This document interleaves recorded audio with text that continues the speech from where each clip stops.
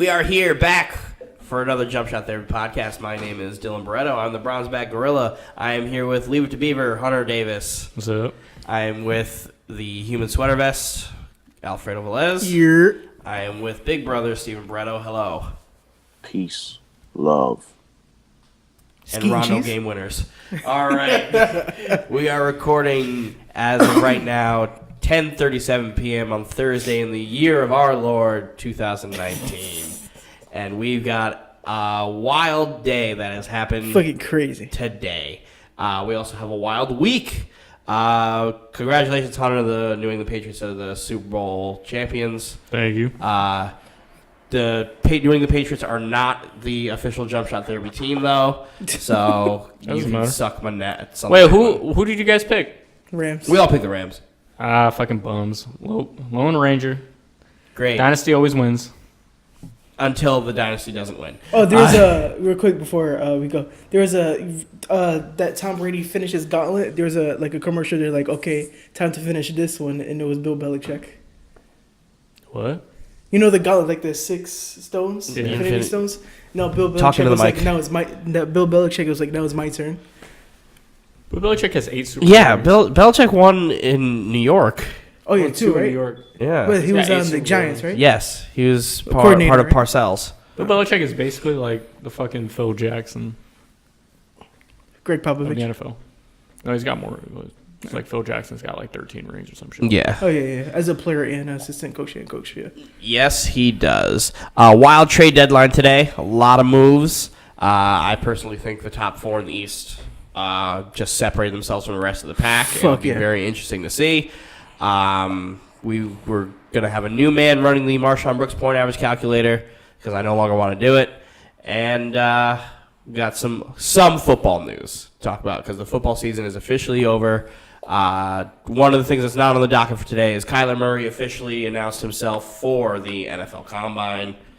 So they released all the Combine participants. We'll see where that goes.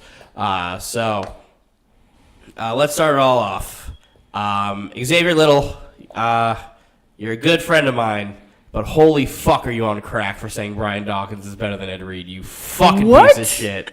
Ed Reed is a deserve goat. to be, you don't know anything about football, please. That's just him being Eagles bias. Like I get it. Like Brian Dawkins was the first ballot Hall of Famer, but like Brian Dawkins is a better linebacker than Ed Reed. That's about it. Did Brian Dawkins send somebody through a fucking table in that NFL 100 commercial? No, but Ed Reed did. Hey. So. When they get Brian Dawkins, he he's could so hit. good he wasn't in that 100 commercial. Yeah. He was not. Does Brian Dawkins have a pretty sweet like slogan we could say for his name? No, we can't. Guess what we could say for Ed Reed? E.D. Reed, boy. Greatest safety you ever seen, boy. And that's the end of that. Fuck you, Brian Dawkins is a linebacker. That's the only stat you got on your side is tackles, but that's what happens when you play in the box. And he played like 5 extra more years and still had less interceptions. Come on. And then he said it's only 30-something less interceptions. Or whatever. Like, interceptions are like fucking tackles where you could just. And league is the all-time leader in pick sixes. Like, what the fuck are you doing? Yeah. Literally one of the, if not one of the most dangerous people in the fucking secondary that you could ever play against. Where'd you pick Charlie Woodson then? Charles Wilson's great, but he's not better than Ed Reed. No, he's not. Don't he Charles have Woodson a- was a better I know corner. Ed Reed is the best. Charles Woodson was a better where corner. would you put, Woodson? Charles Woodson wasn't really like he was only safety towards the end of his career. As a Because corner, you said he's secondary, so I added. Yeah, the he was still cornerbacks. like dangerous. The 2 most dangerous people I think you could, if you're throwing the ball, are Dion and Ed Reed. Mm-hmm. The 2 most dangerous because of their ability to make a play on the ball, Yeah. and their makeup speed and their ability to just get there. Ed Reed, longest interception, Yeah, he has a record. 108 yards. I think he has like 2 that are like fucking over 100 yards. But one He was got like 2 a others. missed field goal. Yeah, like if we were going to talk about like the ability to play the receiver, then the answer would probably be a little bit different. Yeah. But the ability to play the ball in the air, I don't think there's 2 better for sure. guys. For sure. He's got great opposite side of the field to opposite side of the field speed, and I'm not talking about left to right. I'm talking about fucking 100, like 1 yard line to the 100-yard line, which is fucking ridiculous. He's probably like one of the quickest players to ever play. Oh, 100%. But with that being said, let's get into the fucking hoopla. Let's start start off with. I have all the trades too. Good. Let's start off with the Philadelphia trade yesterday. 2 days ago. Philadelphia trade yesterday. Let's see. Okay, here it is. I have it right here. Clippers trade Tobias Harris, Boban Marjanovic, and Mike Scott to the Sixers for Landry Shamet, whatever, Wilson Chandler, Mike Muscala, a 2020 first round, a 2021 unprotected first round via Miami, and 2 second-round picks. That was a very good trade. Hell yeah. Hunter likes to say they don't have depth, but they have depth. They just don't have big names. Now. Especially with the deal they made today. Like, this move that they did trading Markelle Fultz to get Jonathan Simmons, I think is such an underrated move. Yeah. I feel like I'm the only person who super appreciates this move. Markelle Fultz to the Magic for Jonathan Simmons, a top 20 protected 2019 first-round pick via Thunder, and a 2019 second-round pick via Cavs. That is such a good move. Yeah. That's such a we need somebody to throw on Kyrie for the whole game in a Boston Celtics series. Jonathan Simmons hasn't been good since the Spurs. Exactly. Now you put him in a better system with better players around him. He got his money from locking down James Harden and went to Orlando. Who goes to Orlando and succeeds? Not many. That's where you go to end your career, pretty much. And he was the only not T-Mac. Besides at T-Mac. that point, it was different. He also had Doc Rivers as his coach. That's true. But Jonathan Simmons going to go in there and be like, hey, we're not going to get you the ball a whole bunch of time, but body up Kyrie and see what you can do about preventing him having the ball and just play your best defense possible because you're going to be the one. Adding Toby for extra offense when at the end of the game Ben Simmons is limited. Mm-hmm. Even if you take out some of the starters for second rotation, you could keep Toby in, Butler in. They have, out of the top 4 in the East, which would be in any order you want to put them, unless you want to go in the order where they're ranked right now. Doesn't matter. Milwaukee, Toronto, Boston, Philly. The only other team, I think they're ranked. I think they have the 3rd best depth. Behind Milwaukee, I think Milwaukee has the best depth now. I think the entire league. I think 100%. They are the best top to bottom. Mm-hmm. I think Toronto dropped by getting rid of a couple people. They got Marc Gasol, which is great, very solid, which is going to help them out in the long run. Mm-hmm. But I think they dropped significantly, and Boston clearly has a great bench. Yeah, so, always had. Yeah, they didn't make many. Depending on who you're feeling more, I know Hunter and Steven probably take Boston's bench over Philly's bench, but it could be a coin toss on who's better. You have to see how they play with each other. That's the only difference. Yeah. Boston's been playing with each other for a while. Don't look at me like that, Hunter. But you're saying whose bench is better? You can have an argument once you get to see. There's no argument. Can I finish my fucking take, no. Mr. Boston Bias? Mm-mm. Jesus Christ! I didn't know my take was that scathing hot. Jesus Christ! I'm like, the only thing I'm interested in seeing is how they play together. Boston's teams been together for a while. They are meshing. This is a team you have to see how they're going to go. They're all joining together for the first time. We'll see how it goes. This team could go deep. So could Boston. I think Milwaukee can. I still have Toronto. Milwaukee wins the East. No, I have Toronto still winning the East. I don't. Milwaukee has every fucking piece, especially adding fucking homeboy today, Nikola Mirotic. Mm-hmm. That's an underrated signing. That's a crazy pickup. A very good signing. They literally have depth at guard, big, and wing. And it's ridiculous. Hunter's making these faces like, oh, we beat them last year. Oh, and the Sixers picked up James Ennis, too, for defense. James Ennis sucks.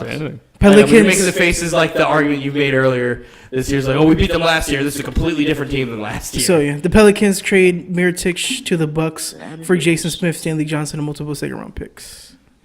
Yeah, I think this trade deadline was, all right, how do we close the gap in the Eastern Conference?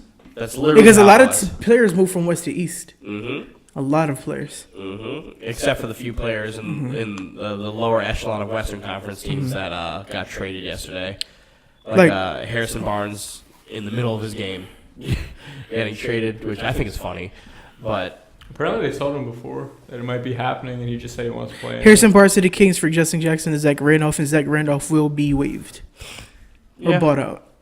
Yeah, salary cap play. Mm-hmm. Maybe Mark Cuban will finally get a free agent. Who knows? Historically, and the Wizards are blowing it up. Yeah, Otto Porter to the Bulls. I won't be surprised if Beal gets tossed in the offseason. Mm-hmm.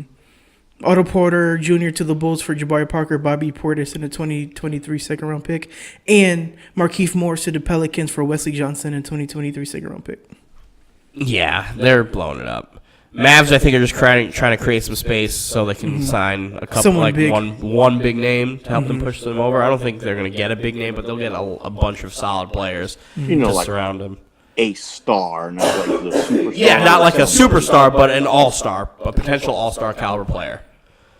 So I got a question for you. Do you think the Raptors gave up too much shooting for Marc Gasol? No. Because Marc Gasol is 34. They gave up Valanciunas and Dylan Wright is a 3-point shooter. CJ Miles didn't is a play fucking much. killer. CJ Miles is not that good. They gave up everybody they should have gave up. So now those guys drop out of their rotation. Guess who gets more playing time? OG Anunoby, Siakam, those guys get on the Van court more. Vliet, yeah. Who make less money, younger, Yeah. and ball out, play hard. They deserve more time. Make the room for him. Marc Gasol being 30-something, great. Guess who's still one of the best passing big men in the league? Marc Gasol. Yeah. Guess who still can stretch the floor and shoot threes better than Valanciunas can? Feels like a move that you're just trying to be like, oh, Kawhi, we're gonna win now. But then if Kawhi leaves, that team is fucked. Yeah. It is what it is, man. Like, they tried to make a deal. They tried to swap Kyle Lowry and Valanciunas for Michael Conley and Marc Gasol. Straight up, yeah. I think I'd rather have Michael Conley. I would for too, sure. because Michael Conley is a better Kyle Lowry who doesn't disappear in the playoffs. Oh, for sure. And someone said, And they tried to do Ruby over Conley straight up. Yeah, right. Utah, good shit. Ricky Rubio, he was like, "Oh, I'm putting my phone in airplane mode. Don't tell me anything." Then he says, "Oh, my code to get into the training facility still works. Thank God." Yeah. Then he was like, 2 hours later, was like, "All right, what team am I on now?" somebody said, a Memphis Grizzlies fan said, Kyle Lowry already built like a brisket. Please don't let this man get traded to Memphis. Oh, He already was played in Memphis. Yeah. He got drafted by Memphis. Yeah. I forgot about that. Yeah, but he's built. That dude's overweight.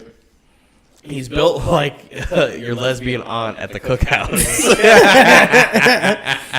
If you watch Superstore, he's built like the assistant manager to the store. Oh, the chick? Yeah, white lady? the one that has a crush on Homeboy. Yes, I do. Who else got moved today? Garrett Temple and Michael Green to the Clippers for Avery Bradley. Wait, where? What team is this? The Grizzly traded Garrett Temple and Michael Green to the Clippers for Avery Bradley. That's a good move. For Avery Bradley. Avery Bradley, get out of there. yeah. They're going to blow shit up over there anyway. Get out. No, this one kind of threw me off. Clippers trade Muscala to the Lakers for Beasley and Zubac. And before we started, I said the Lakers should have kept Zubac because he's playing better than Tyson Chandler and McGee. The reason I fought him on this, I was like Zubac's great. Like, the Clippers definitely wanted him more than the Lakers wanted to give him up. But they just want to dump Beasley off to get more their actual guys more playing time. But when you're in a playoff situation, youth at a big isn't going to help you. You want the guys that have been there. And they got Tyson Chandler, who's a former Defensive Player of the Year and an NBA champion, and JaVale McGee, who is a NBA champion. Like, those are the guys you're going to need to rely on a little bit more. You know what I'm just happy about right now? Rondo hit the game winner. No. I'm happy that the Lakers fucked everything up. So happy. We'll talk about that in a minute because I don't think they fucked up. I'm going to talk about the Zubac move for a second. Whatever the fuck. I don't think they fucked up anything, honestly. I think they fucked it up only because they're doing exactly what Cleveland just did. They're going to trade all their young players. If they don't get AD, they're going to trade all their young players for aging veterans. They're going to trade all their picks to get shooters around LeBron. It might work for like 2-3 years. LeBron's how old? 34? Yep. How long can he sustain this greatness? Realistically. No, I understand. So, like, they're offering all this play. I think they're giving up too damn much. They The Pelicans are the whole team. The Lakers will not trade for Anthony Davis because they're going to wait for him to hit free agency. Yeah. Because he asked for They waited way 4 first-round picks. They waited for Fuck Paul that. George. And they thought Paul George was going to go, and everybody else did, but Paul George stayed. But the thing imagine if they didn't trade for Kawhi. That's 2 players. Now imagine if Anthony Davis gets traded to Boston, or imagine he gets traded somewhere else, and he likes that team and he stays. The thing that we have to think about 0 for here 3. is New Orleans did not intend on trading Anthony Davis. Yeah. They had no intention. because they never made any counter offers. Nope. And all they kept saying is like, all right, we want 4 first-round picks. All right, cool, we'll give you 4 first-round picks. You know what they said if they got 4 first-round picks? Shit, give us 2 more. They had no intention on doing it, and they were not going to trade him to LA. Brian Windhorst said that. Brian Windhorst said that they did it on purpose because they wanted to break up the cohesion. And that's a fucking smart move. They just want to see the other offer. I love it. I think they wanted to see the most LA would offer, so when they reopen negotiations, it's so public. It's so public that they had to know that the Lakers players are seeing this shit, and they're like, "Holy shit, we're about to cause some trouble." Mm-hmm. Like it was a great. They had a great win tonight. For the rest of the season, they're fucked. They're absolutely fucked. Because but now there's imagine being like, "Oh, why am I doing this right now?" Yeah. Like LeBron's just trying to trade me. LeBron just wants AD. He doesn't want us. Yeah. Even though when he got signed there, he was like, "Oh, I'll stick out with the young guys." And then he had Rich Paul why would Rich Paul put the Bucks on his list? The Bucks, Clippers, and New York. In New York, all teams that don't have assets to trade for him right now. Why would he put them on the list? They have no assets to trade for him. The Bucks have nobody because all the players on expiring. The Bucks could make a trade. No, they can't. They're all on expiring contracts, and they know that Pelicans won't do it. I know, but let's say in a perfect world, if we're looking at like just pieces on a roster, they could make a trade. They could, but not one that the Pelicans would take. They're not going to break up what they have because they're going to make it to the finals. Yeah, you could do Lopez, Bledsoe, Middleton, maybe, and a few first rounds for AD, and you would take that over anything the Lakers offer. No, I'm just saying or Boston. That is they can make a deal. They can make a valuable deal. That's what the argument. That's an offer. It's not a deal. Yeah. But okay. You could do something like that. And then the Clippers literally have nobody to trade. They have nobody to trade. They traded their asset to Philly. Yeah. And they're right now they're banking on free agency. Mm-hmm. So you literally put all these teams that have no assets besides the Lakers on that list because you're trying to scare away a team. Mm-hmm. And then Danny Ainge calls up Dell Demps and he's like, wait till the summertime. I don't give a fuck what AD says. And now Dell Demps. Well, obviously Dale Demps wants Tatum. Like that's the number one asset you can get in all of this. Danny Ainge just basically fucked up everything that Rich Paul was trying to do. Because it was reported that Danny Ainge called Dell Demps and said, wait till the summertime, we'll make you an offer that you'll like. Yeah, but also Dell Demps went out and was like, he wants to see the most they'd offer in right now. So when it comes time to make a deal, they can start off with, well, you offered us this, we want this again. And I love how Magic Johnson and Rob Pelinka were like, we're not gonna make any more offers. We'll wait for you to call us back. Yeah. They're not going to. Back. No intention, and they don't need to right now. And apparently, Dell Demps is just. Apparently, they said that he's not going to accept any offer from the Lakers. No, as he shouldn't. Like at the end of the day, if he does, then you look like a bitch because it makes it look like you just said, "Here, Rich Paul, here, LeBron, take fucking AD, and we'll take everybody from your team that was a 33-win team." Yeah, like you're accelerating the rebuild in that case, and then you're really fucking over the rest of that Lakers roster. Where you're a 33-win team with all those Lakers players without LeBron, or they were a 35-win team. Sorry. Wow, that's so great. Like they pulled 6 GMs, and all 6 said, "Who would you rather have? Anybody on the Lakers court?" Too. No, they said, "Who would you rather have to start your franchise, Tatum or Ingram?" And 6 out of 6 said Tatum. Tatum, yeah, because Ingram's a bum. Mm-hmm. Tatum's better than Kuzma. Tatum's better than Ingram. Tatum's better than the only other asset that's worth a damn is Kuzma. It's like Tatum's here and Kuzma's here. That's what it is. It's a visual podcast. If all these assets mean so much, if Lakers fans are all like, "Oh, Ingram is like really good. Kuzma's really good. I like Hart. I like Ball." They don't know what position he's gonna play. Well, I'm just saying, Lakers fans are like, "Oh, all these players are going to be really great." If they're so great and they're going to be so great as you say they are, why are they offering every single one of them to the Pelicans and they just got that offer declined? Because sometimes it's like I said. It's like bait. It's what I said in our group chat. Sometimes you have to trade potential for the sure thing. Mm-hmm. And yet, the Pelicans need potential right now, and they're not going to take that one because if they don't need to. If their potential was where everybody thinks, every fan thinks they are, or wherever they think they are, they're going to get potential anywhere because once it comes closer to the trade deadline, they're going to get so many more offers where they're going to be like, "Oh, look at all this." And I believe wholeheartedly that if the Celtics could trade for AD now, he'd probably be on the roster today. Yeah, but it's just a matter of what you have to give up at that point. It would be what you have to give up. I feel like they'd keep Tatum and they'd end up trading Kyrie. But if you could take AD without trading Kyrie, AD's only staying if Kyrie's there. Yeah, but then it's like, at that point, who else do you have to give up? Because Tatum's definitely on that list. Brown is definitely on that list. Gordon Hayward's not as good as either one of those guys. Hayward's actually coming into, like, he's actually coming into it. He can't play right the now. Tatum role, and but he's coming into it, so I role. think that if Boston has to give up Tatum, they'll be like, all right, we just have a Kyrie, AD, Gordon Hayward. They should literally be trying to get rid of Gordon Hayward. I still don't understand. They need to release that contract somehow. Because release the contract because that'll fuck up the cap. They need to dump it. They need to dump it somewhere. I think this offseason, Kyrie goes to the Lakers. They might dump it in a couple months. Listen, exactly. listen. They should have traded him last year to Denver for both those first round picks. Listen, if Lakers could pick up Kawhi and Kyrie, they don't need Kawhi. AD. They're not getting Kawhi. I'm just saying, like, if that were to happen, they don't need AD. Yeah, they do. They'll still need it. And then they'll just trade one of those guys. No, if you don't think they'd rather have Anthony Davis? No, I'm just saying, because if you sign him in the offseason, you're not allowed to trade him until the 15th of December. Great. That's not a long time. That's literally 2 months after the season starts. Mm-hmm. So, like, that's fine. I don't think... Might not wait until the end of the next season, then. Like, all right, well, we missed on this, but we just signed these two guys that will be really good offers, too.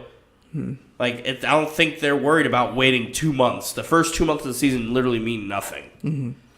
It's after Christmas is what matters in the NBA season. Because, one, nobody's fucking paying attention to basketball before fucking Christmas. Because of football? Because of fucking football. Yeah. Is in the thick of it. So it's like, that'd be a great argument if it was like, oh, they can't make a trade till fucking February. Then it's like, shit. Yeah. But then, that's the trade deadline. So, like, there's really no bad... like place to make the trade. I don't think they go. They'll try to make a push for Kyrie. They'll try to make a push for KD. They'll try to make a push for Clay. They'll get one of them. I think Kyrie's the one where it's like a complete fucking toss in the air. Yeah. And then apparently David Griffin came out and had an interview with somebody, and he was talking about how Kyrie is still linked to the Nets somehow. And I'm like, I don't believe that shit anymore. Not anymore. Yeah. But like, for me, that's out the window. Well, it's like I don't understand how. If we could keep our core that we have now, we'll be fine. No, we're not. No, we won't. But we need somebody. But Kyrie's going to stay out east. If Kevin Durant doesn't go to the Lakers, he'll come out to some Eastern Conference team that's going to need him. And apparently, Zach Lowe said that those comments the New that York Kyrie Knickerbockers. Apparently, Zach Lowe said that those comments that Kyrie made to the New York media or whatever. Apparently, he was just saying his frustrations about trying to be tied to like KD's moves or AD's moves or LeBron's moves. He was like, I'm going to make whatever fucking decision I want. So Kyrie should stop talking to the media. Yeah. Because he comes KD off... should also stop talking to the KD media. also should stop talking to the media because he's just a dickhead. Kyrie comes off super disingenuous, and you don't believe anything that comes out of his mouth because he's a flip-flopper. And as a Celtics fan, you should be worried because it always seems like he never understands what he wants. And he's growing increasingly more frustrated with the way the team's playing. My thing is I'm not even gonna back down from it. Like, I still think he signs 100% because he said that thing in July, and since then he said nothing. He said it in Cleveland too. Hunter, He get said the it in Big Mac meals Cleveland ready. three years before, Great. He said this in... or 4 years before. Sorry, and he re-signed, didn't he? And then he left. He also said he's never leaving. Not that he would never re-sign a contract. He said he's never leaving. LeBron came back. Great. Shit happens. Dylan, call shotgun. You're going through the drive-through. He called it, 6 months before, almost a year before free agency. I don't... If he resigns, great. But, I don't understand how anybody can trust a word that comes out of his mouth. He hasn't said anything since.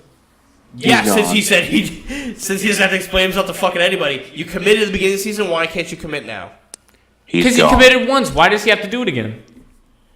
Because it's coming up in reports. It's coming up in reports that you're growing increasingly more frustrated. It's literally coming up in conversations like... Hunter, there's going to be a new video on the he said, JumpShotTherapy Twitter of you taking my brother to McDonald's. There's going to be no video. If you see that these reports coming out that you're getting frustrated... He calls LeBron, Can I right? say my thought? No, hold up. No, what the fuck? You're No. off. No, this all started because he calls LeBron and he's like, sorry, LeBron. He's like, oh, sorry, LeBron, whatever. And then everybody started saying, oh, is Kyrie going to go back to LeBron? No, I'm not even talking about Kyrie going back to LeBron. I'm talking about Kyrie... That's how it all started. Why? Okay, great, fantastic. He's getting frustrated, and you already said you were resigning, right? Someone's like, hey, are you still thinking about resigning? And he doesn't say yes. You know how you end all speculation? By you saying, yeah, I said it at the beginning of the season. I still mean it. If they're willing to keep me around, I will stay. That's how you shut it all down. I don't understand how these players don't fucking get it. KD, walk into a press conference, say, I'm here to talk basketball. If you're going to ask me about July 1st, refrain from it because I'm not going to answer your questions. Move on. We'll talk about tonight's game. We'll talk about the playoffs. We'll talk about the NBA Finals. We'll talk about everything that happened last year. Let's not talk about free agency because I don't know and my mind's not on it. Kyrie, you said that you're going to commit. If they want to keep me around, I'll stay. Perfect answer. Everybody leaves you the fuck alone. But he's also like the arrogant guy who said, literally after he said he would commit, and they said, why'd you commit so early? And he said, because I don't want to be asked about it during the season. Why are you still being asked about it during the season? Because you're frustrated. And they're trying to pull a story out of you.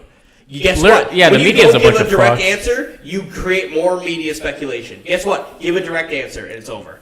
The media really is a bunch of fucks. It is. They're a complete bunch of fucks. Stop speculating. Give a straight answer. Media will leave you alone. I would be in the same boat as Kyrie. He also said fuck Thanksgiving and then retracted it. He also said the world was flat and then retracted it. I don't believe anything that comes out of Kyrie Irving's mouth anymore. Yeah, same. Nothing. That's a resign. You say that now, but I'll say it now. Well, I do believe you're getting McDonald's. Steven, when's the last time you were right? Not for the Super Bowl. Hey. So, just two more. Besides Nick Stauskas getting traded 4 times this week.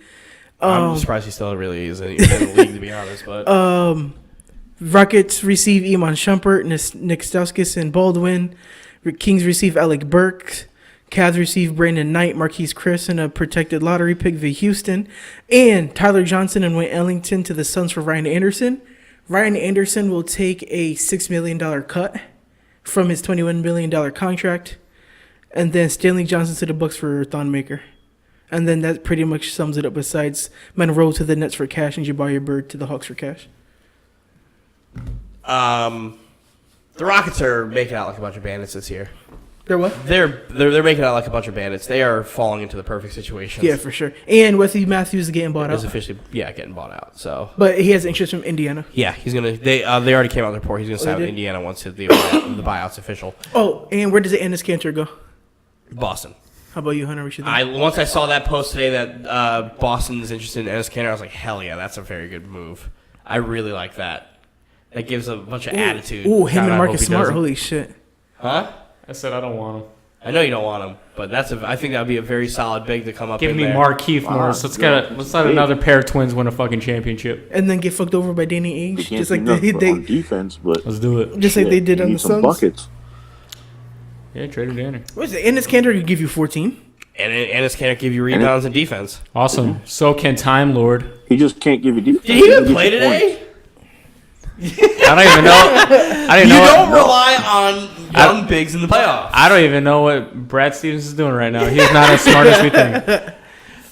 Do you think you as the Boston Celtics fan, do we think we gave Brad Stevens the second best coach of the NBA thing way too soon? Too early? Way too soon. As last year, I can admit that one. Brad Stevens. Honestly, it's like he's just like Popovich. He's just like Popovich. Took a group of nobodies to the playoffs. He's all system. He's got a great system. All these fucking guys are coming in here, bang bang, making the Eastern Conference Finals without Kyrie Irving, without Gordon Hayward. Brad Stevens is the best coach in the fucking NBA, Coach of the Year. Wait, you said it was a system. You said it was a system. You said it was a system. Makes it all work. You said it was a system. I said Jaylen Brown. I said Jaylen Brown did really well last year. You said it was because of the system he's in. It is. If Jaylen Brown goes anywhere else, he doesn't play the way he's playing now. I guarantee it. Anyways, Brad Stevens is doing some dumb shit. When Jaylen Brown goes to New Orleans, when you make an awful fucking Anthony Davis trade, he falls off the face of the earth. Yeah, Jaylen Brown hate alert. It is, but it's all accurate because everything I've said about Jaylen Brown this year is accurate. No, it's not. Yes, it is. No, it's not. He literally had a hand injury to start the season. The last thing I said about Jaylen Brown was he was not playing the same way he was playing last year when he was having great games. He was shooting statistically 20% less corner threes in transition than he was the year before, and he was shooting way less percentages. He was not attacking the basket on transition down the middle like he was where he got the majority of his buckets off of defensive plays on the top of the key. There's literally statistical evidence that was put in many articles that weren't even just me saying it. How the fuck Am I just being a hater when stats are backed You're being a up? hater. Because he had a hand injury. Jaylen Brown played fantastic. Guess what I noticed? When Jaylen Brown runs the fast break correctly, Jaylen Brown gets buckets. That's how he has to play the game. Jaylen Brown's literally, I've been telling you, Jaylen Brown's been doing this the last 30 games.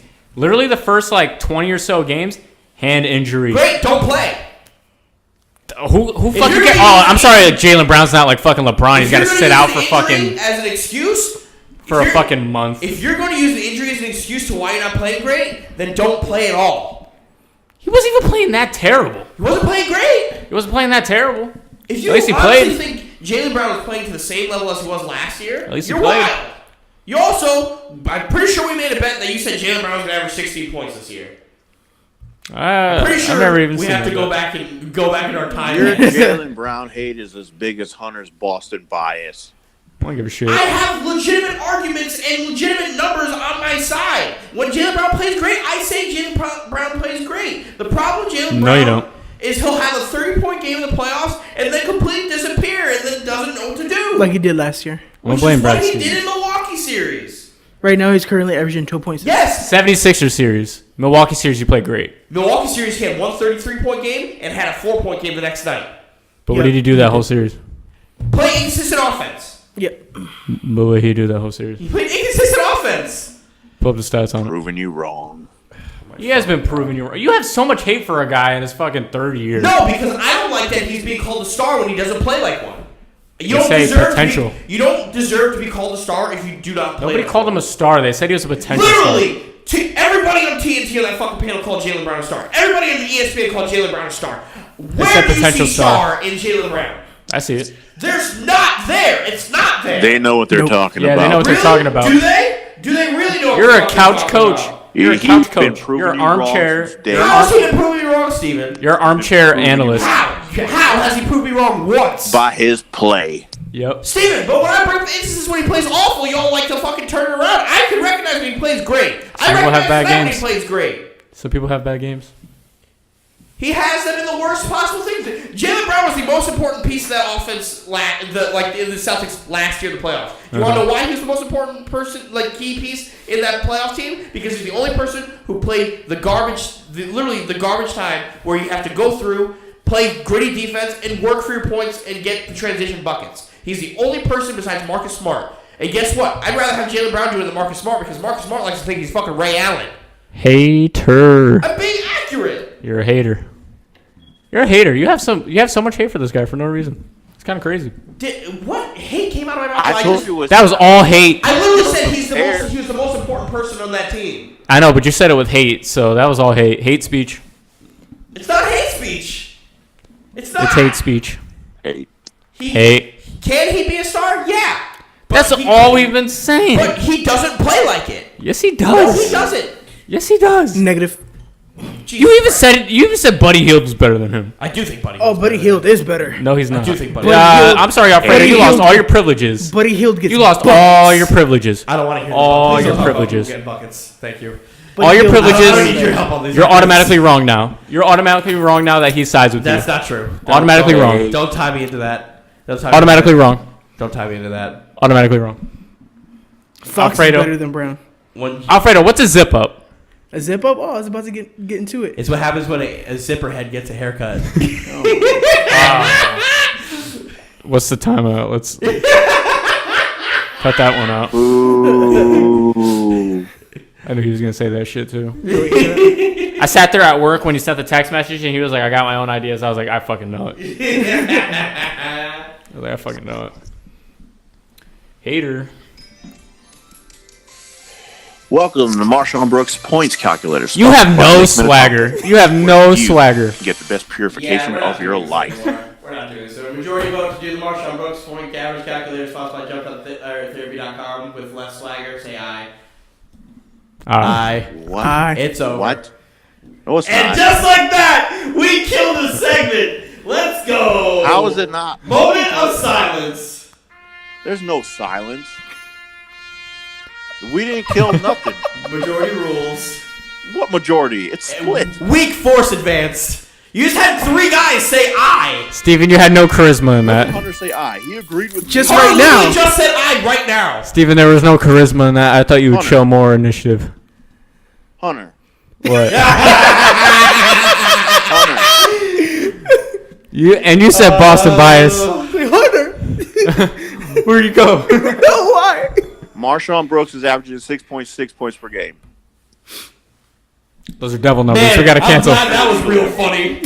Oh man, Still doing it. it's like I said that it's not funny, and then you got majority rule, weak force advantage. You don't get it anymore. What are you talking about? Oh, no, we're still doing it. Great, I'm glad you have the music. Do it in. Hey, Steven. Wait, Steven, hold up. Steven, do it in your downtime when we talk over you, okay? Holy shit. Oh, it's back. Oh, fuck this. Hey, it's back. No, I got Fuck nothing. this. I got Shit. nothing. God damn it. This I got just didn't want to nothing. piss them off. This shit was awful from the start. Oh god, yeah, and it was awful when you tried to do the point average calculator. No, it wasn't. You literally had 3 people just tell you that it was awful. That's hilarious. So how is it not awful when the people you do the Steven, there podcast with, out of the 4 of us, 3 of us said no? Should we give him another chance? No. No, can we take a poll on Twitter and in the comments on YouTube? Who needs a Y'all poll didn't when even give the me a 4 chance. people... Your shit was awful. You could barely say it. You say it fast and with an incredible, like you're a game show host. Fuck that. You say it fast. You never fucking completed one ever. No, when we came back from the hiatus, that's when I had to... This was your I had thing. to- You were like, welcome to the you've never- Marshawn Brooks calculator. You're ridiculous. We could go back and listen No. to every single You've one. never finished one. You've failed on every one. Yeah, you've been wrong a Fredo lot. laughs when So the music hits. you've been wrong a lot recently. So hold this L. You lose. All right. 6.6. I didn't do the wins pool because I bought a bunch of recording equipment today and tried installing it. So I completely forgot about the wins pool. So we're not doing. We're doing that. it next week. We'll It's do it alright. next week. We have I'll a fun update it. episode for you next week, too. It's very fun. Fredo, tell us what a fucking zip up is. Zip up is so it could be either be an inbound play or a point guard coming up. So it's basically, you have you have a center and a power forward on opposite sides of the key, and then you have the wing on the top right side of the perimeter. So point guard brings it up. And he zips it up. I can't finish. Oh, So alright. the small forward goes around, takes a screen from the key, come up. Point guard gives it to him while the point guard goes to the corner. That's the basic zip up. Where's the shooting guard in this? This is the other side of the court. He's just by himself on an island. Okay, I have a question. Why did you have so many bad takes 2 days ago? I wasn't going to ask that. No, Fredo, no, I have a real question. Yeah. Why does Marshawn Brooks average 6.6 points per game? You know what? Those questions are done. Media availability over. Whether you like it or not, it's going to end up on every show. Great, glad you have the music. You don't need the music. Yeah, I you just do. keep saying it. 6.6. Steven, you gotta learn when to take it out. And I've been saying it for 2 weeks. Steven, this is getting cringy. Stop it. I've been saying it for 2 weeks. I'm ready to get my chest waxed. Like, I shaved it and you grew need to it learn how out to just take an for L, it to sir. fucking. Now I gotta shave it again and grow it out again so it could be lengthy enough. Steven for it doesn't to like to hurt. be wrong, so he's gonna make it, try to make it a thing. That's a Barreto getting blood. You don't cringy, like being Steven. wrong. Please. I'm okay with being wrong sometimes. Like, I killed litter shit. Liar! I killed litter shit based on your guys' feedback. Steven doesn't I like love feedback. litter shit. I kind of got excited when you started playing. I love I know, I litter. had to troll Steven a little bit because I knew us killing his thing. I was and like, then oh shit, it's bringing coming it back. was not a good thing for him. All right. High So, Hunter's gonna come back and we're gonna rock it. We're gonna rock litter Yeah, shit. you're Hell wrong yeah. about Good show. Jalen Brown.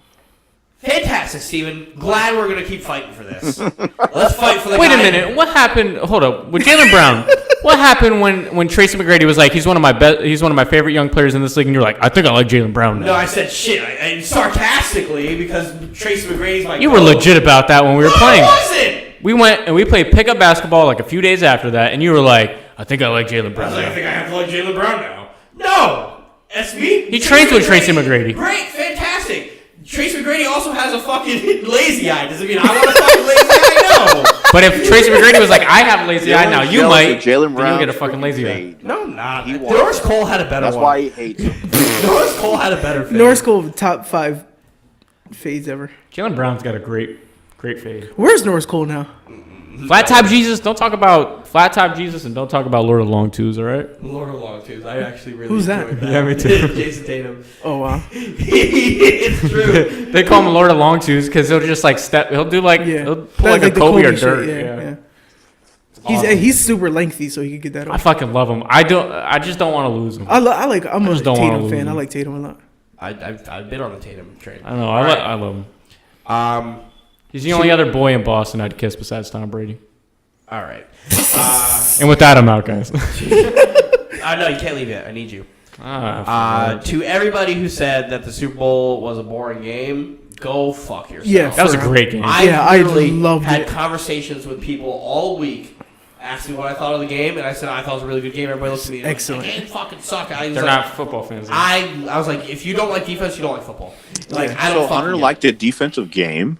I like I was defense. thinking that I said too. I like I was the thinking Carolina. that shit too. Mister, I don't like defense. I said I like the Carolina and Denver Super Bowl, didn't I? And Yes, I did, and that was a defensive game. That was the Von Miller And game. a defensive. He said I'd rather defensive- have an all-time offense versus an all-time defense. But And I'd Bill also rather Belichick. have Tom Brady. Yo, Bill Belichick played. And oh what my did we fucking say? The gosh. all-time defense always wins those matchups. Yo, this game was only missing Bill Belichick lining up as strong safety in place of Patrick Chung and laying motherfuckers out. That shit would have been great. I'll tell you what, man. I hate the Patriots, and I hate watching the Patriots win games. But that was good. I was on the edge of the seat the whole fucking game. Yeah, It me was and Dylan great. watched It it was together. such So a many- good game. I Yeah, got me- to yell, suck my dick Tom Brady a few times. Like I made a bunch of chicken wings in my new air fryer. Shout out to air fryer. That shit was good. But like, it was such a good fucking game, and it was literally the ultimate chess match. And everyone got mad. sure. Like, oh, I wanted to see high scoring. Great. I was like, you'd rather see the defense just sucking dick in the fucking field and just watching somebody just throw bombs all day, or would you rather happen to see one fuck up cost the game and you can point out forever the moment Gronkowski runs a fade to the left side of the end zone while number 50 is trailing behind him? And that dime of a Who was pass. the best quarterback that game? Tom Brady. Nobody. Tony Romo. Yeah, No, Tony it wasn't Romo. Tom Brady. It was Tony Romo. Tony Romo Get for the sure. fuck out of here. Tom Brady. Tony Romo was the best quarterback. Well, if we're gonna talk about Tom Brady and if we're gonna Jared talk Goff about between stats. Jared Goff and Tom Brady and the actual quarterbacks and Tom What Brady. did Tom Brady do to win him that game? fade, That the laugh, Gronk fade. yeah, that The fucking one pass. Gronk fade and that whole fucking no, that was last the most important. and that whole last drive. Shut the fuck up. I'm never the guy to defend Tom Brady, Yeah. but he literally went down the field every single time on this defense. Yes. And there was only one red zone the entire game from both And teams. it's not his fault that Chris Hogan, little fucking butterfingers over there, dropped 6 fucking passes and caught nothing. Edelman had 9 catches for 100 yards by himself. Yo, Gronkowski that's- had 2 big plays. Gronkowski had the Oh first my fade on the God. right But it side at the wasn't beginning. because of Tom Brady. It was because of the defense. No, I'm not arguing that. I'm sorry, Mr. The Football shittiest Analyst. Super Bowls ever. I'm not arguing that the defense wasn't the reason they won the game because I thought a defensive player should. You're saying it's one of the shittiest Super Bowls ever when literally fucking 3 years ago we had to witness fucking Seattle putting that spanking on Denver. That's a shitty Super Bowl. This Super Bowl, we were on the edge of our seats till the fucking fourth quarter Hell yeah.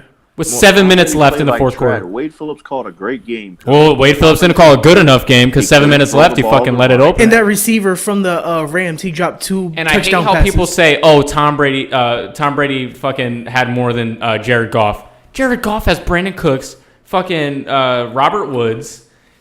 What the fuck else does he need?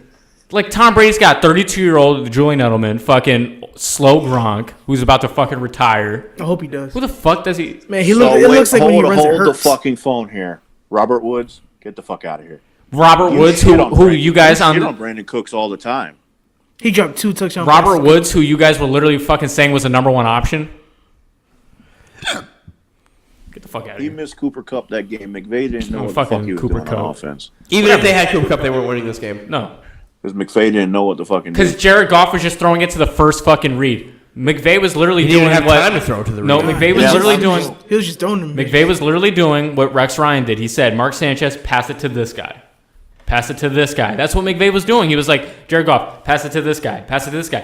Jared Goff was not looking He around. never had a chance to.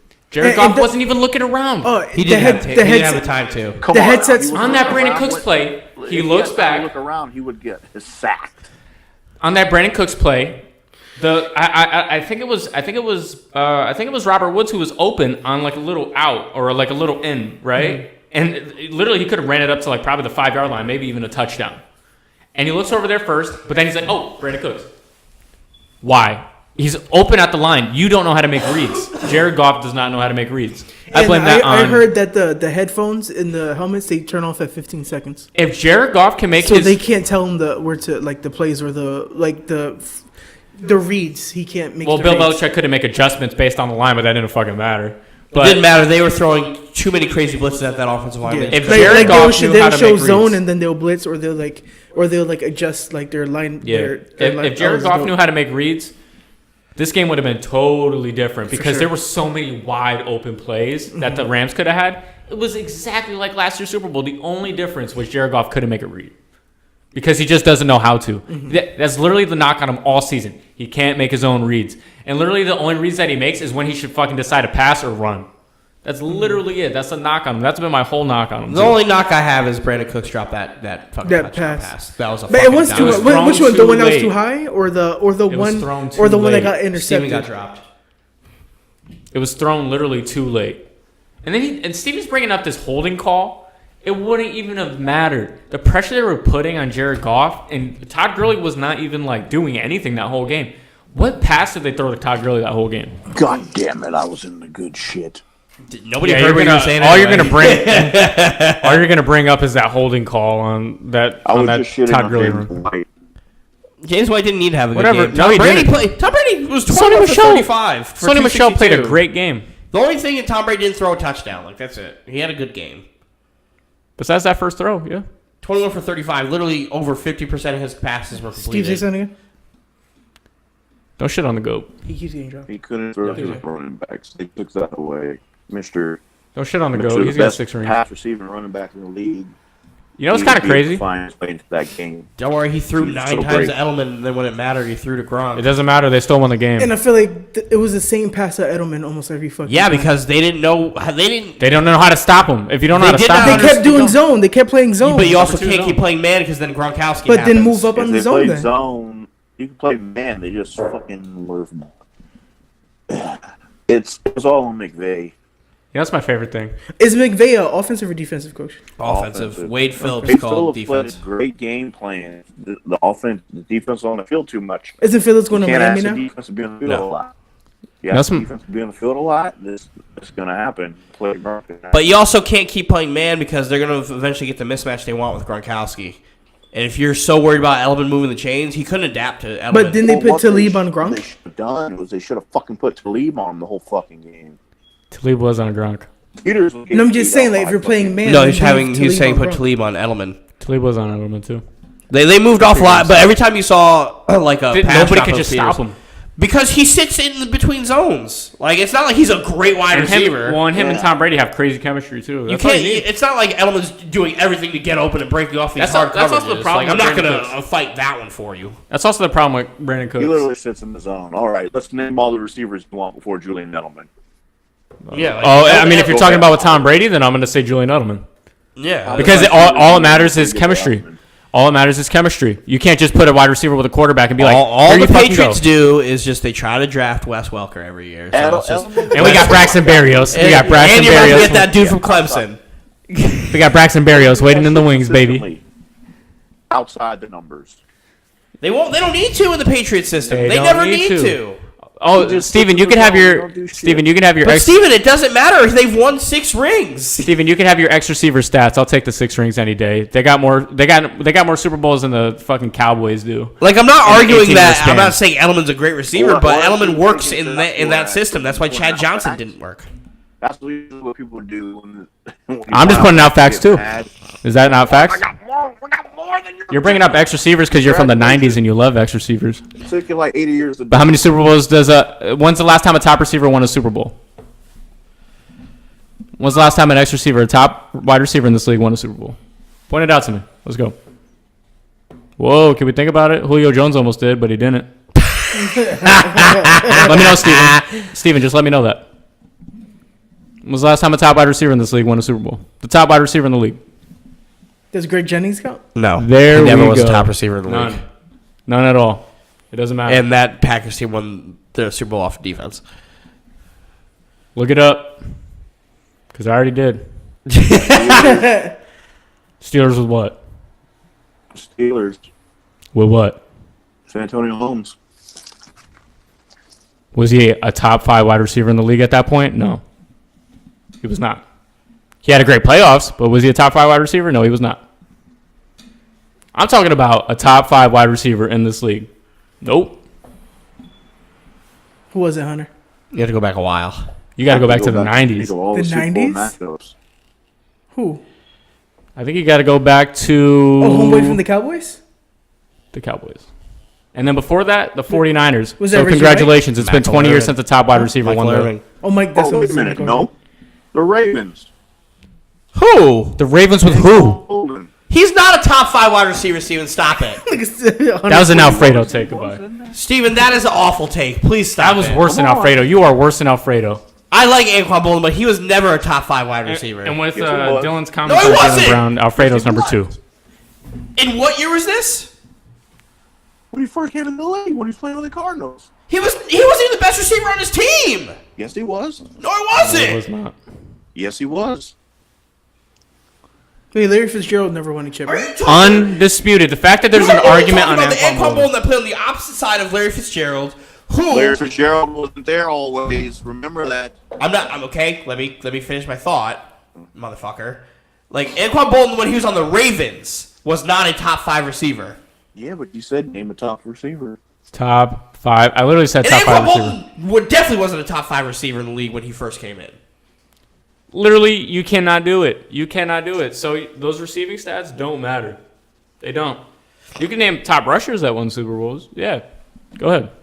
Name them. Top defensive players. Top defensive players you can name. Because defenses win championships. But when's the last time an MVP quarterback or an MVP has won a Super Bowl? Whoa, Last Kurt time Warner. Kurt Warner with the Rams in '99. That's the last time an MVP has won the Super Bowl. It doesn't matter. All it matters is that you have a great team with great team chemistry. It doesn't matter if you're passing outside the numbers, if you're getting all those stats, because stats don't fucking matter in the playoffs. It all starts at 0 in the playoffs. Doesn't fucking matter. There's stats for you. Look at Dylan's face. I got nothing to say there.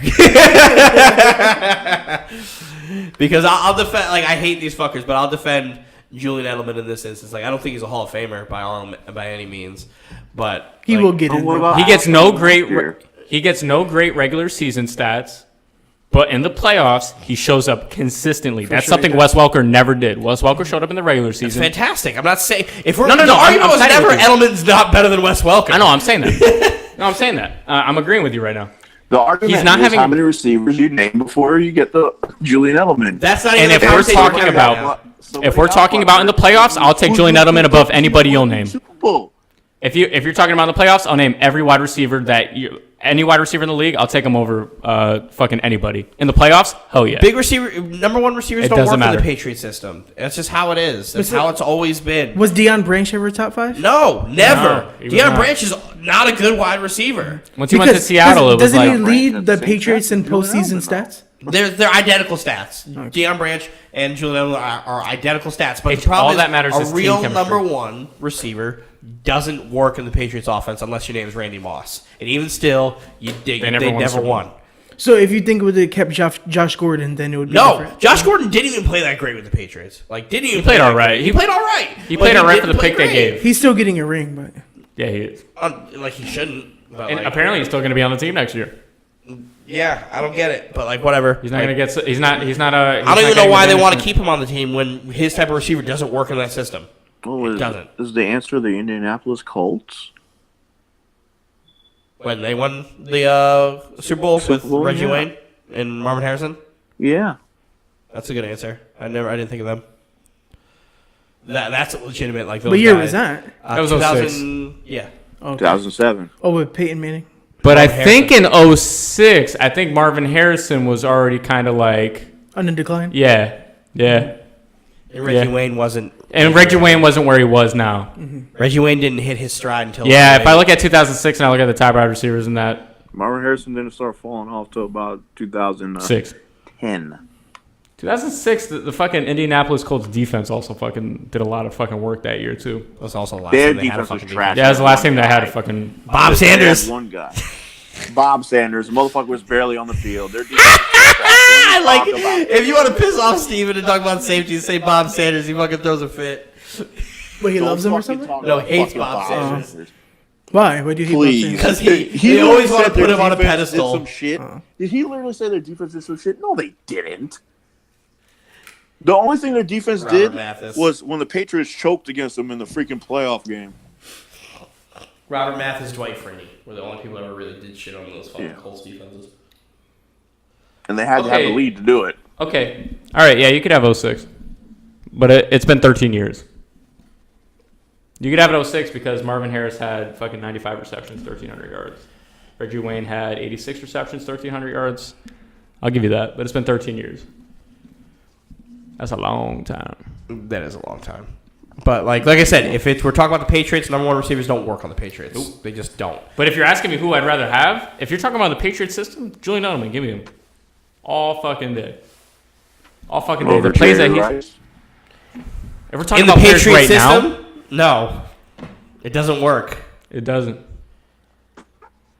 Like, if we're talking about, like, who Hunter would take, he has every right to take Julian Edelman. I'll take a Julian Edelman, Wes Welker. If he had to ideally build his team and he's taking the Patriots and he's got to pick one wide receiver, you can't pick a number one receiver with that. You really can't. I'd love to have Julio Jones, but Julio Jones isn't going to have... So who would you pick, Wes Welker or Edelman?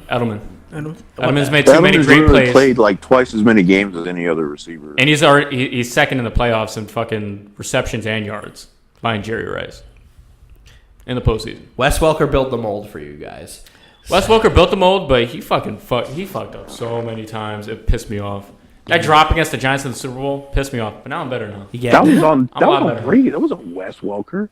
Wes Welker catches that ball 99 times out of 100. How many threw it like 5 feet above him? But it hit him right in the fucking gloves. It hit his fingertips. You love blaming Brady. The ball poorly. You get so you have Wes Welker, and as Wes Welker's on his way out, you have Edelman. Now Edelman's starting to get a little bit older. You got Braxton Berrios, and now Braxton Berrios got hurt. Now you're getting this fucking white kid from Clemson in the draft. Like, what's next? I think Tom Brady's going to be there when Braxton Berrios retires. They need to have reverse affirmative action in the fucking New England Patriots locker room. They're not letting any black dudes in that fucking shit. Wide receiver room is just a bunch of dudes listening to fucking country music and baking beans over a fucking fire. Listening. Motherfuckers, reverse affirmative action. Why is Listen the to fucking Sweet Home Alabama. Why fucking Luke Bryan and fucking calling their cousins Florida Georgia line? It's line dancing. Is Sonny Michel the only black guy in the Patriots offense? They got all the running backs besides Burkhead. Have you seen that picture of Trent Brown and Aaron Donald? No. Oh, I'm about to shock you fucking guys. But Aaron Donald, finally seen him outside of his pads for the first time. That motherfucker. Shit. I would not. Yeah, me and Aaron Donald are the same height. I've never seen Aaron Donald outside his that pads. Motherfucker. And they showed the interview as he's like working out and shit. Why isn't he a heavyweight fighter? For real. Hey, that is crazy. So you never saw that Hard Knocks it was on with Jeff Fisher? Aaron Donald was there? No, because I hate Jeff Fisher. Trains with fucking knives. Dude. Why is he not a heavyweight fighter? Dude is ripped. He would be able to go into any heavyweight division and beat the brakes off a fucking. He don't look like a D. So I went into the Super Bowl thinking. Yeah, Greg Hardy's a bum. I went into the Super Bowl thinking like one of a few headlines. One was going to be Tom Brady is going to win a 6th Super Bowl, or two, it was going to be like Aaron Donald's going to be like football. Yeah, Aaron Donald's the best player in football, and he's going to be like Warren Sapp on that fucking. Dude, they just did everything in their power to make sure he didn't do anything. And they ran at him. I know, and they also ran at him. And the one thing to Wade Phillips, he called a great game. But holy shit, did he not try to throw anything crazy to get pressure on Tom Brady? When you take a look at all the play calls on the Patriots side, how many crazy ways they were throwing blitzes and the pass rush at him, Wade Phillips is just like, all right, Sue, Donald, Fowler, go get him. Oh, meanwhile, Fowler, Donald's getting triple teamed. They're also having him through some fat guy it's hot butter through fucking. They were also having him hit the fucking running back instead of pass rush. Go fucking drill the running back. You want to hear some crazy shit? And I heard this. I was watching a show. I think it was when Brian Baldinger did his fucking breakdowns, and they were talking to Devin McCourty, and Devin McCourty said through the year, Bill Belichick makes all of us blitz. Because when you look at the percentages, what coaches will do is they'll say, this guy blitzes this percentage of the time, this guy blitzes this percentage of the time, so look at this guy when you're making this read, look at this guy when you're making this read, right? Patriots blitz everybody. So then come playoff time, you're like, who do I look for on the blitz? Everybody blitzes. So Devin McCourty was like, I blitz, Jason blitzes, Stephon Gilmore blitzes, Deron Harmon blitzes, Pat Chung blitzes. So come the Super Bowl, like Jared Goff, they said right before the game, they were like, we're going to throw some fucking reads at him that's going to make him shit his pants. And it's basically what they did. But what they did was they were like, they blitzed Deron Harmon on that Stephon Gilmore pick. They blitzed Stephon Gilmore. They blitzed Devin McCourty. They blitzed everybody. Jason McCourty. They blitzed Trey Flowers. They had Dante Hightower fucking light up that offensive line. Kyle Van Noy had himself a fucking game, too. Kyle Van Noy blitzed. Everybody blitzed. Literally everybody blitzed that game. And they did it throughout the year. Like, they also made a good point of, like, Patriots, like, Seattle will play cover 3 all year, right? Yeah. And then they get really good. And then teams scout. Overrated Sherman. So then teams scout, and teams are like, okay, they play cover 3. That shit again. So they'll be like, okay, they'll play cover 3. Or, like, say the Rams, like, say the Rams like playing zone. But during the Super Bowl, they kind of masked zone as man. And they did a good job of doing that. And then they found out, like, okay, you're masking zone as man, and then you're masking man as zone. What the Patriots will do, they'll be like, okay, we'll run cover 3, we'll run man, we'll do man and zone. And they have their, like, defenses played week to week, different coverages. So the percentages aren't, okay, we're playing man here, or we're not blitzing on these guys, or we're not doing that. And they're so smart with that shit. Last year it didn't work out. This year it worked out perfectly. But that was another great point. Because you don't know how to read, and then you also don't know what defense they're going to play. So when Sean McVay's scouting, and they're like, okay, they're playing this similar offense, they're going to play man on us, and then Patriots go into the Super Bowl, and they play zone. They're also based heavily off play action. And they played zone. And the only reason why the fucking Patriots could run play action is because of Sony Michel. Sony Michel's very good. He's very good. As Hunter knows, you can't run play action unless you run the ball. Yeah, and I realize that. And Gurley barely played. I've gotten 2 Gurley was hurt, man. They did a terrible job of masking that shit. They did. They did an awful job. Like, oh yeah, Gurley's gonna be out there. Yeah, really? Like, is he gonna be fucking? You out could read there? his fucking body language. He wasn't there. You don't fucking dress him. I think it's up there with. It's got to be up there with the Malcolm Butler benching. No, maybe no. Malcolm Butler would have lost that game anyway. Well, Todd Gurley might have won that game. If Todd Gurley was healthy, I thought they were doing some crazy shit. At first, when I was watching that first half, I was like, what if they're just sitting Todd Gurley this first half just to fucking expose everything that the Patriots But do he in the second came half? out firing like the first couple plays. Todd Gurley had a couple runs in that game. The thing That's is, the thing. I thought the same thing when I was like, I literally, as we were going to halftime, I'm sitting there with Angel, Janice's brother, and Fredo, and I'm like, these halftime adjustments are going to fucking make or break it. I was like, if McVay can figure out how to get Gurley going, they're going to win this game. If Brady just plays, or if Belichick just does what Belichick does, I'm pretty sure once the fourth quarter hits, he has something. Yeah. And the fourth quarter hit, he had it. Gurley didn't do it, but I want to move on from this because I don't want to go on too much longer. So, did you guys see the video of Patrick Mahomes, ISOing the fuck out of this dude in the basketball gym and giving him every bit of the business? Oh my god. He and crossed like 4 people. Getting mad that he was open to the corner. He did like a spin move to a cross and another cross. You need to watch this because Pat Mahomes is a baller. Like, not better than Josh McCown, but is a baller. Right? And the Kansas City Chiefs said, nah, fuck that shit. You're not having fun anymore. And they came out with a list of things in his contract that he's not allowed to do. Are you serious? That's smart. You serious? You are not allowed to water or snow ski, jet ski, surf, hang gliding, bungee jump, diving, skydiving, scuba diving, rock or mountain climbing, those are pretty boxing, basketball, race car driving as driver or passenger, riding a motorcycle, motorbike, all-terrain or similar vehicle as driver or passenger, use firearms, professional wrestling, or the like. That's smart. You can't do anything. Fun league strikes again. No, it's super smart. It's super smart. You're about to invest the biggest contract of all time onto this. At the time. It's going to break. He's the highest paid quarterback ever, highest paid player ever. Dude in his second year just did something like Tom Brady and Peyton Manning did. He did it in his second year. Second year in the league, first year as a starter. First year as a starter. He's going to be, no matter what, he's going to be the guy that gets it. Rookie year. And those guys didn't do it until they were already, 10-year vets? Yeah. Tom Brady won the Super Bowl in his first year as a starter. Feel like in their late 30s. Yeah, fantastic. Didn't he take over for Bledsoe because Bledsoe got hurt? In his second year. In his second year, right? Yeah, he won the Super Bowl. Yeah, but he wasn't originally the starter. So then it's completely different. Thank you, Mo Williams, or whatever the fuck your name is. Mo Williams, the basketball player? Mike Williams. Whatever the fuck your name is, thank you. I was listening to the Gary Oldman podcast today, and he said the same thing. He goes, if it wasn't for that hit, there would be no Tom Brady. So he was like, thank you. Apparently, thank you for hitting. Apparently, coaches, that's why they kept him, because he was the 5th quarterback on the depth chart his rookie season, and they kept him on for some fucking reason. They said that he was really good coming out of Michigan. Of course he was. Antonio Brown likes to push his wife. They were practicing off the line of scrimmage. You probably shouldn't push your wife, Antonio Brown. Just ask Chad Johnson how it worked out. No, Chad Johnson headbutted. Yeah, he headbutted that bitch. Allegedly, no, she headbutted him. Same thing. How does she look at his Twitter now? She headbutted him, and then where he's telling everybody he loves him. Her head hurts because you headbutted a motherfucker. Hey, you know what? Chad Johnson is a friend of mine. We quote retweet each other every once in a while. Remember that one time Chad Johnson found his son on Twitter? I'll never forget that.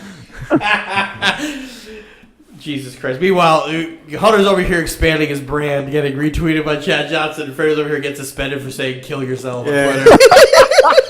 Fredo, I've been suspended That's before. the most Alfredo thing of all fucking time. That is the worst suspension, literally. That's the most Alfredo thing of all time. They suspended me. Somebody must have said Marshawn Brooks wasn't good. They said who the fuck is Big Boy? And I was like, kill yourself. Do you guys want to hear why I was suspended? Yes. I said I'd like to hear this. I tweeted out I forgot queef was a word. And they suspended me. I said I forgot queef was a word. And I got suspended for Why'd you tweet that? I don't know. First Amendment, fuck it. Yeah, I just said I forgot queef was a word. First Amendment means nothing when there's a company that runs rules and regulations about the way you can speak and carry yourself on the platform. Fucking There we go. privatized. Legal schmeagle stuff. But I forgot queef was a word. And I was just sitting there one night and I was like, yo, queef, that shit is a word. Yo, that shit's lit. I'm about to tweet it out. Yo, Queef. I hear a quick story about Hunter? People on Twitter do much worse. Honestly, dead These ass. two And a dude fucking queef is a quaff. nerds saying something that's not If even you worth have a getting dude suspended queef, over. you probably have something wrong with you. It's called a quaff. If your fucking urethra is making noises, it's a problem. But if you have a dude queef, it's a quaff. Or a fart.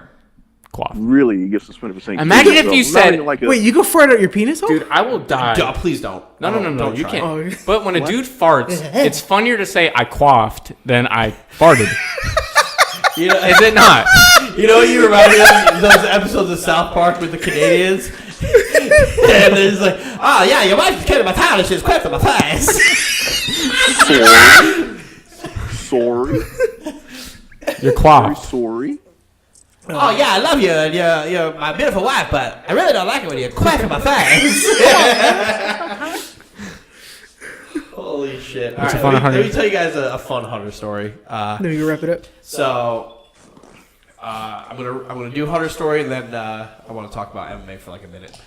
I met Hunter 4 years ago. Almost 5. It'll be 5 in October. 4 years ago, Hunter was fired, and then Hunter was brought back, and then Hunter was brought back to my department to work under me. I ended up getting very close with Hunter, and we'd be closing our department, and Hunter goes to me and tells me one night, he goes, oh man, I used to want to be a rapper, you know?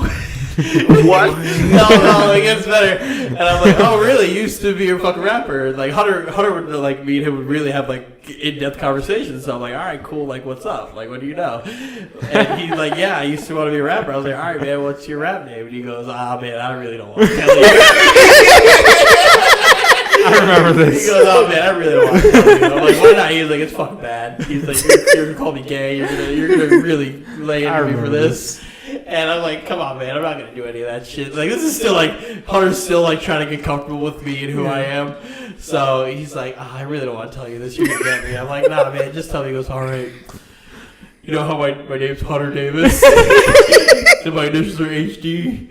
And I'm like, yeah. Oh my! He goes, please, I already know. It was high definition. I knew this. Wow. Wow. I used to rap in 7th grade. Wow.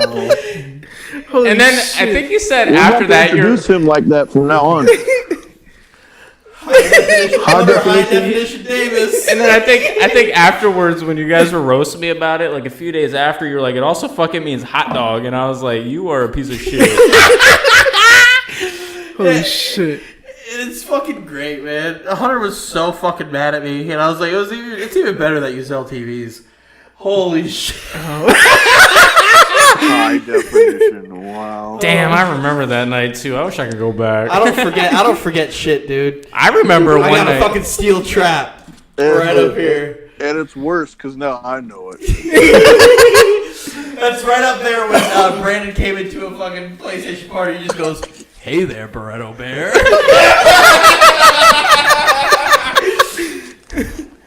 Holy He shit. said, "Hey, Barretto Bear." Brandon's okay. So Brandon's got some scandalous like. That's one of he them. said too. He's got Yo, some Hunter dying over here. I don't want to say scathing hot takes, but he's got some fucking one-liners, man. He's got some fucking one-liners. We're doing our annual Madden draft. This is before Hunter joined, and Brandon fucking decided to be a pussy and didn't want to play with us anymore. It was like round 4, and Brandon decides to take a defensive player. He decides to take a defensive back. Hunter, oh my god, Hunter's like trying not to cry right now, and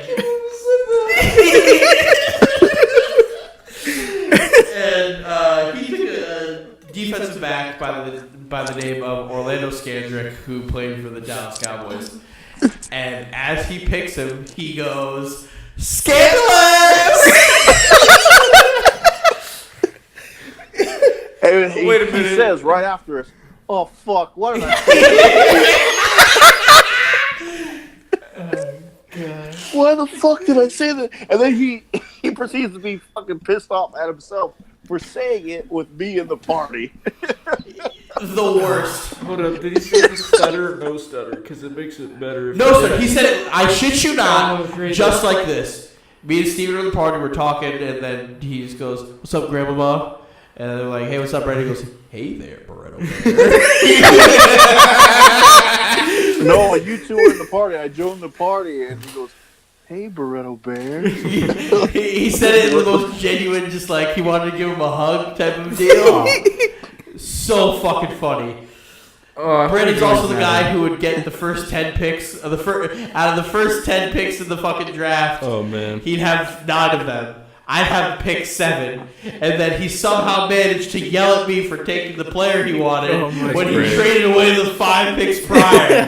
He's like, "God damn it, those guys in the draft!" I'm like, "You literally had 5 picks in front He of literally me." had fucking 12 chances at the motherfucker. You traded all the way. He was screaming and at you're me. behind my brother, and you take it. He's like, "What the fuck? You took my guy." He's like, "You're a fucking real piece of shit, dude. You know that? You took the fucking guy I wanted." And then we'd be around 5. We'd be around 5. I was like, "Man, I can't believe your fucking dickhead brother. He took the fucking safety I wanted." And I'm like, "God, you had 8 picks."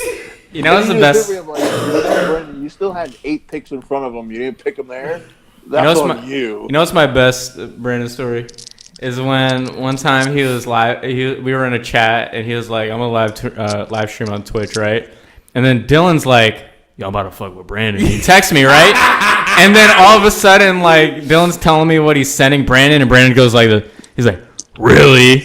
Really?" And apparently Steven wasn't even in the party, and Steven was just calling him like a pussy, and like you guys were like fucking berating We were him. ruining him because we call so follow Bankshot Bob on Twitch. We were going in there calling him bank shit. Oh, wait a minute. Wait, didn't you say bank shit boob or something? Like that? Bank shit boob. Yeah. Oh, when I was And then I went trolling him on on the stream Twitch. saying he touches kids, and he's just like, "All right, guys, I don't touch kids." Yeah, to, like, to defend anybody who's everything. watching right now, I'm sorry, I don't touch kids. All fucking 3 people. He's like, "No, I don't. I never fucked a kid before." Like, the piece of shit wanted to be an asshole, not be a connected franchise, so we let him know what's good. That was fucking hilarious. Oh God. I wish I have to think. You know what? We're gonna do a weekly Hunter story.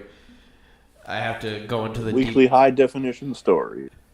I still got that video. Weekly Hunter Davis story brought to you in high definition. I still got that video of you fucking doing the spinneroo in the Samsung area? Hell yeah. Hunter's got to write a rap introduction for it. Oh no. All right, it'll be at the Style of Bismarck. Hunter. Jesus Christ. All right. Before we say our goodbyes, I'd like to talk about some this Saturday. It's gonna be fun. Australia. The fight card is trash except for 2 fights. Yeah. Which are the 2 most important fights in the middleweight division in the UFC. And it's literally a passing of the torch. Yeah, for sure. The winner of this fight literally will face the winner of it's pretty much the middleweight. It's just a middleweight UFC pay-per-view card where Robert Whittaker is fighting Kevin Gastelum in Australia. Heads up, Robert Whittaker's Australian, and he'll win. Israel Adesanya is fighting Anderson Silva. And Israel Adesanya is like Anderson Silva 2.0 for sure. I don't like to compare them. Spider. I don't like to compare them at all because they're similar styles, but It's way too similar, different. dude. Adesanya is completely different in how he strikes. In what way you think? In the way, Like power? no, in the way that Stylebender is more likely to throw more of these spinning back kicks and be more creative in his striking than Silva was. Silva is literally one of the best strikers and the most creative strikers of all time. For sure. But he never went to the depths of somebody like Adesanya did or does in the way. Because Adesanya, he was a kickboxer first. He's right? a Muay Thai kickboxer. Yeah. Yes. The way he throws his strikes are way more technical. Yeah. Too. Silva to take away anything from Silva is hard. Yeah, for sure. But the only way I see He's one of my goats for sure. The only way I see Anderson Silva winning this fight is if he decides to pull guard. And for those of you who don't know what pull guard means, it's you're going from the standing position and pulling them into your defensive guard position onto the ground to make it a ground fight. Because we don't know what Adesanya can do because Anderson Silva is a Brazilian Jiu-Jitsu black belt and can get it done. Yeah. If it goes to the ground, Silver hasn't. Silva's gonna drag it out. Yeah. Silva's gonna drag it out for 3 rounds. He can have one more left in him. He can, but this is not a fight I think he wants. Because you think he's just doing it for legacy? No. Anderson Silva's doing it because he can still do it. Anderson Silva has never had an opponent who can strike on the same level as him. Yeah. Oh, yeah. Ever. Yeah. He does he want to fight like Roy Jones or Lennox Lewis in a professional boxing match? Roy Jones. Roy Jones? That'd be fun. I'll pay you to see that. I wouldn't because boxing's different. It's completely different. You can't expect to succeed in boxing after going from MMA. Just close it. It's completely different. It's a sweet science. You're not there to knock the guy out. You're there to outpoint your opponent. But Adesanya is way more precise with his striking. He's not trying to overbear you. I think he uses more elbows and kicks than Silva. He definitely did. Silva didn't do that shit. Silva did more knees in the clinch and then front kicks and just like regular straights and stuff, right? Because Silva arms are low as fuck. He doesn't have the reach advantage in this fight. Oh, he doesn't? No. Holy shit. Adesanya's got 3 inches. Oh, whoa. That's a big He's got an difference. 80-inch reach, and he's also 2 inches taller. Well, he's like 6'4", 6'3"? 6'4", and still 6'1". The winner of this fight gets to fight the winner of, in my opinion, the winner of Whittaker Gastelum, which is also going to be a very good fight, because Robert Whittaker's a motherfucker. Yeah, he is. But back to Sonic, because this Israel Adesanya fight is the fight of the Yeah, for weekend. sure. Like, I don't care about the 100%. champion. I don't even really care about the championship fight. 100%. I care because I want to see if... Is it the co-main event or one of the It's lower? the co-main event. Okay. The rest of the fight card's trash. Yeah, it is. But Adesanya is so precise with his striking where it's like the second he sees you on the button, he's not going to rush you. He's going to try to make you get up and try to hit you right in the correct spots and put you down again. I was watching some of his kickboxing and Muay Thai highlights. Like, holy When you see his shit. last fight against Brunson, where he Oh, literally after just this. like Brunson was on the guard on the cage. He hit him with on the button with a right straight. He starts to wobble. He didn't chase up on him. He kind of was like stayed there, prowled, pounced on him. Body shot, head kick, left, right in between his guard. Done. Put him away. Then he's got all these spinning back kicks. Like he's super smart. Yeah. He is my favorite fighter in the world right now. He's so exciting to watch. He's 15-0. He's in the prime of his career. That's a motherfucker to watch. So for sure. Anybody, like, try to find the highlights of this fight if you don't want to stay up super late on Saturday. I know I can't stay late up on Saturdays anymore because I have to work. It's like I have to wake up at like 4:30 in the morning, but it's definitely worth a shot. And then next week they got fucking Michael Venom Page versus Paul Daly in Mohegan Sun in Connecticut, which is gonna be a fucking crazy good fight. And then the next day is Francis Ngannou versus Cain Velasquez. Ooh. So there's a lot of good fights going on. When is the John Jones versus Anderson fight? March, the first Saturday of March, right? I mean, John Jones. Yeah, Chris. Is his name Chris Anderson or something? No. What's his name again? Anthony Smith. Oh, my bad. Yeah, my bad. Anthony Smith. That I think is the first Saturday of March, right? Yes, I think it's March 2nd or 3rd. Oh, Emma Bay Polivinia is fighting that card. The Brazilian girl. She's so beautiful. Oh my god. Yes. So Israel Adesanya makes history, and I think he finishes Anderson Silva. What round? Second. I would say the same. Second round finish. The only way Silva wins is on the ground, like we said. I think that's I don't think it's the only way he wins. I think that's the best chance he has of winning. Mm-hmm. Because Silva can still strike. The only thing I'm scared of with Silva is his father time caught up with him. Wait, this is at middleweight? Yes. Oh, that's scary because Silva is heavyweight. No, he never. Or light because he gained weight, dude. He's kind of beefy. No, he never. He's never fought. He was never. He would only be light heavyweight. He was in that middleweight. He fought light heavyweight too. Yeah. Yeah. No, I'm saying he's fought light heavyweight, but no. He's never fought bigger than that. But yeah, I thought he was supposed to fight Cormier at heavyweight. He fought Cormier at light heavyweight. Oh, okay. DC, I got mixed up. Yeah. Excuse me, that fight was bullshit too. You think so? No, he also took it. He wasn't even prepared for that shit. No, yeah, he shouldn't have taken it because if he would have had, and it still went to decision though. Yeah, because DC didn't try to finish him. DC just laid on him the whole time. If Anderson Silva had a fight camp, I think he would have beat his ass. But that's just my thought. Keep an eye on Israel Adesanya. If you haven't heard of him or seen his work, just type in the last Stylebender on YouTube, and you'll see his work. He's a likable dude. He's got an interesting mindset and is a fucking hell of a fighter. Anything else we want to say, guys? See ya next. We got a fun episode for you guys next week. So, and with better mics, maybe. Yeah, I'm. Heads up, just spent a lot of money and bought a couple new audio interface. In case you guys want to know what I bought the Scarlett 18i8 by Focusrite, a audio mixer that has 4 XLR ports and a whole bunch of stuff that can make Steven and a bunch of soundboard stuff come out of it. 3 Audio-Technica microphones, some XLR cables, and downloading a bunch of fucking software as we speak to make sure all this stuff comes to you in a higher quality. And then in a few more weeks, it'll be even better. It'll be a little bit better in a few more weeks once I get my next computer, and then we'll be moving into the new studio, which is gonna be very fun. Ooh, yeah, you got a couple months for that. Yeah. Is your next studio gonna be closer to where I am? No. Fuck. It's literally around the corner. Fuck no. It's around the corner, but the studio is actually with your mom. No, not at all. Like 2 minutes away. The studio is going to be an actual room dedicated for recording, which is cool. I'm putting that shit together right now. Nice. So all these acoustic treatments and shit like that, an actual like desk and stuff to edit, and like I have this vision in my head that I'm putting together. Yeah, and heads up, we're 6 months into the Jump Shot Therapy podcast. Yeah, we'll be a year in June. Yep. Oh yeah, I think making progress, guys. August, September. You joined us late August. Yeah. Fredo and I started in June at the end of June. When I came back from vacation or before vacation. Because I proposed to Anna July. You guys did an episode after that where you guys were like, "We want Hunter," and then it was like literally that week after. So it was like early August, where we met up. And then that's where. And then Steve joined Apple a couple months later. Yeah, what a fag. Now I wish I didn't text that. Why?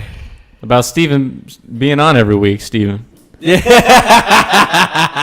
your bad takes. You're like the Nick Wright of this podcast. I was called this morning the rich man's Nick Wright. Oh my God. And I took that as a compliment. Yeah, because the poor man's Nick Wright fucking is Nick Wright. Yeah. Nick Wright is the poor man's Nick Wright. Nobody fucking likes that guy. I like Nick Wright. He's fun to listen. That's why you're the rich man's Nick Wright. If you're calling yourself Nick Wright, hey, guess what? You're both wrong. I'm not calling myself Nick Wright. I appreciate hearing everybody's takes. Steven is like a gayer Max Kellerman. What did the reincarnated Jeffrey Dahmer say? That you're the gay Max Kellerman. Yeah. Hold on, let me say it louder. Hey, sir,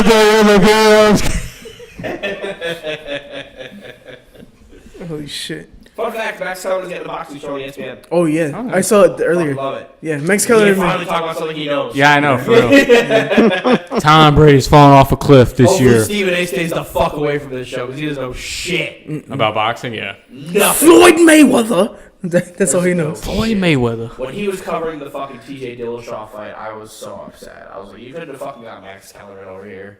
Max Kellerman You know, UFC it got a new contract at ESPN, right? Like fucking UFC. Max Kellerman actually likes fighting.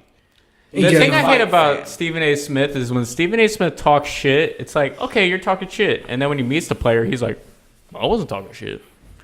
What I said was... I hate Will Kane more than most people do. I also really don't like how disrespected he gets when he walks on first take. Oh, yeah. That shit's annoying. I'm not a He fan of wakes Will up Kane feeling at all. dangerous. It makes me want to root for Will Kane. Really? That's how... Hunter's like the gay Will Kane. Will Kane's already gay. So. He's already gay, so Hunter's the straight Will Kane. Wait, it's that's for real? He's actually... I I was about to say, like, what? He's the straight Will Kane. I'll take that. He's the straight Will Kane. And you're just Molly. Hey, Molly's hot. It's all right. You're the ugly Molly Carroll. Good cleanup. The hairy Molly. Harry Molly.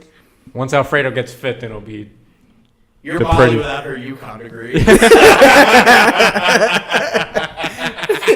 Fun fact, Molly is from Connecticut, too. She's from New Haven. I was going to say a joke, but I don't want to say it. Oh Say it, I don't care. I don't get my feelings hurt.